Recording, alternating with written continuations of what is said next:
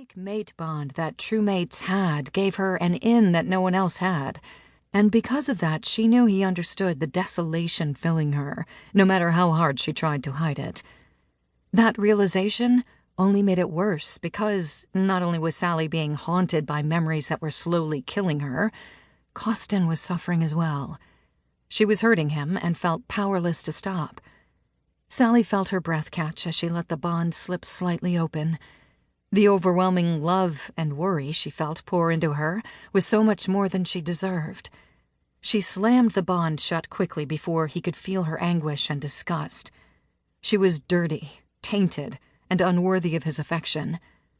"Cheater," she heard the darkness whisper in her mind. "Unfaithful adulterer," it hissed like a snake. Words, all true, that all described her now, though they weren't adjectives she'd imagined she'd ever be associated with. After all, who grows up thinking, "One day I'll cheat on my spouse," like the fact was something inevitable and should just be accepted? She'd grown up in a family with parents who loved each other. They weren't overly affectionate, but anyone could see the adoration in her parents' eyes when they looked at one another. She'd been taught that for a relationship to work, there must be trust, sacrifice, respect, and love. She'd always been told love was a choice, not a finicky emotion you fell in and out of. Her parents had given her a solid foundation upon which to stand with respect to relational success, but they hadn't prepared her for what to do if her mind was supernaturally wiped. There was no instruction manual for navigating the issues that came with being thrown into a life that wasn't real and pursued by a man who wasn't her soulmate. There was no book entitled Supernatural Affairs for Dummies.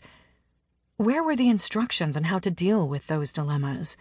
Where were the self-help books, the counseling groups, the pills to help her cope with the pain that came from completely forgetting the man that held the other half of her soul and giving her body to another? Sally felt him before he opened the door and entered her sanctuary. His hazel eyes met hers and held her gaze with a confidence she envied now more than ever. He stalked toward her with purpose in every step. His movements were calculated, unhurried, and graceful.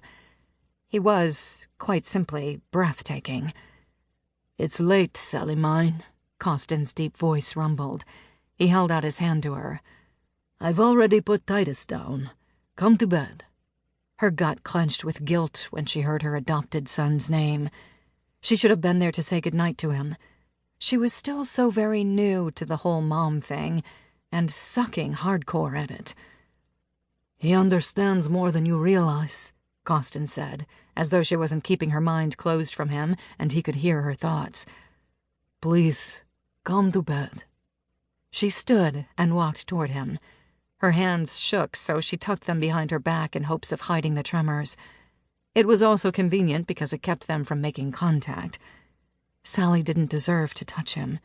She had lost the right to put her hands on him when she'd touched another male. "You look tired, bro." His words froze in his throat before he could finish the sentence that would have ended with a nickname she could no longer hear from his lips. "You need rest," he finally said, after several awkward seconds. "You could have let me know when you were putting Titus down," she said as they walked side by side, untouching, appearing more as acquaintances than true mates. True mates touched without conscious thought. The need was so great they rarely occupied the same room without touching each other in some way, the way it was supposed to be. I would have come to tell him goodnight. "I tried to tell you," he said as he tapped his temple, "but it's Fort Knox up there." She didn't know what to say, so she said nothing. They walked in silence to their suite, though she could feel his eyes on her when he periodically glanced over. She didn't meet his gaze, but simply looked down at the ground, allowing his steps to guide her. After the door clicked shut behind them and the lock slipped into place, Sally felt the all-too-familiar panic began to rise. It had started 2 days after she'd returned home. Every night when she and Costin were getting ready for bed, she seemed to grow more and more anxious. She felt as though she needed to crawl out of her own skin. She couldn't even look at the bed before it was time to climb in because it caused her to become short of breath. Sally didn't feel like she